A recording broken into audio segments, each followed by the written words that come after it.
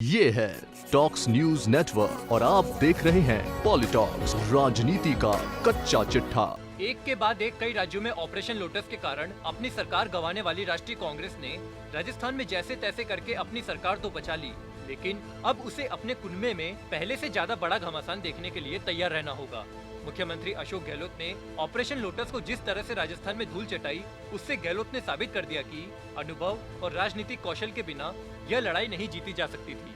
34 दिनों तक राजस्थान में सचिन पायलट और उनके समर्थक विधायकों की नाराजगी के कारण चले पॉलिटिकल ड्रामे के बाद अब कांग्रेस का शीर्ष नेतृत्व यानी गांधी परिवार फुल फॉर्म में नजर आ रहा है। सचिन पायलट की शिकायत पर राजस्थान प्रदेश प्रभारी अविनाश पांडे की छुट्टी हो चुकी है, उनकी जगह अजय माकन को लाया गया है। वहीं मुख्यमंत्री अशोक गहलोत और पायलट के बीच के विवादों को समाप्त करने के लिए कांग्रेस आलाकमान ने 3 सदस्यीय कमेटी भी बना दी है। इसमें अहमद पटेल, अजय माकन, केसी वेणुगोपाल को शामिल किया गया है।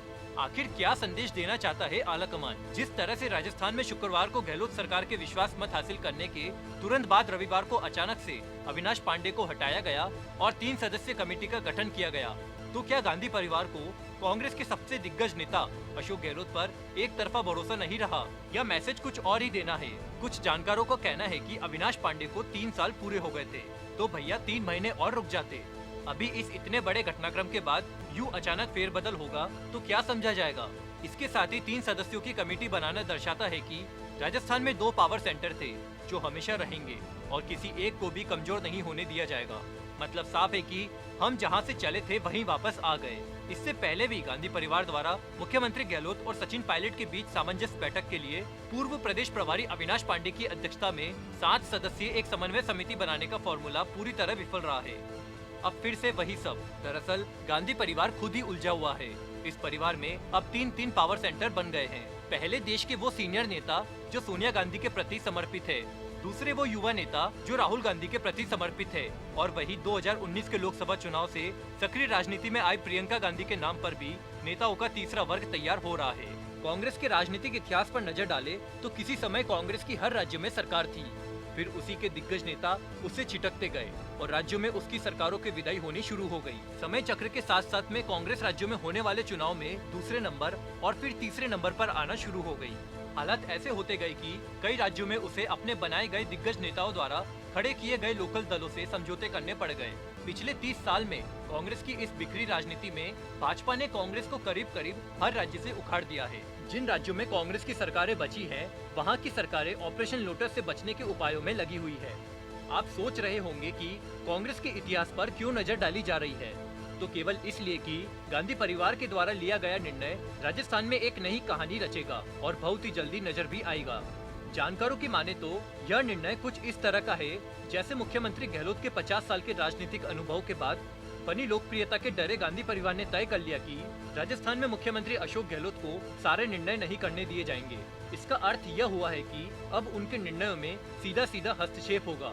वही राजनीतिक संकट से उबरने के बाद मुख्यमंत्री अशोक गहलोत को अब मंत्रिमंडल का विस्तार करना है और साथ ही विभिन्न बोर्ड निगमों में अध्यक्ष और अन्य पदों पर राजनीतिक नियुक्तियां भी करनी है।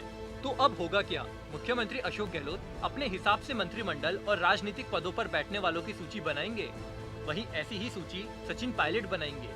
फिर गांधी परिवार द्वारा बनाई गई कमेटी दोनों सूचियों में संतुलन बैठाएगी। ऐसे में यह भी 100% तय है कि यह सब करने के बाद दोनों पावर सेंटर न तो संतुष्ट हो सकते हैं और न ही उनके बीच वर्चस्व की लड़ाई कभी समाप्त हो सकती है।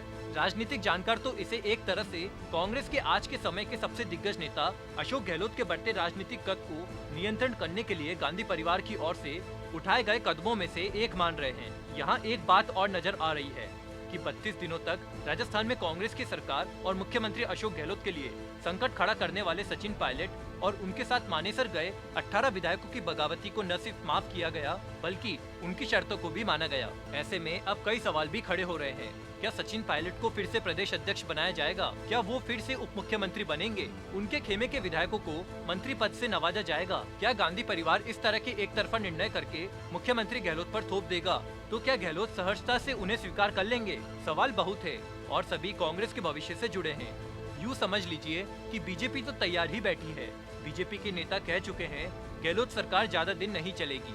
भले ही वर्तमान में कुछ राजनीतिक जानकारों को गांधी परिवार का यह निर्णय बिल्कुल सही लग रहा है, लेकिन भविष्य में इससे बगावत के रास्ते ही खुलेंगे। जो कांग्रेस के लिए किसी भी प्रकार से एक बड़ी मुसीबत से कम नहीं होंगे।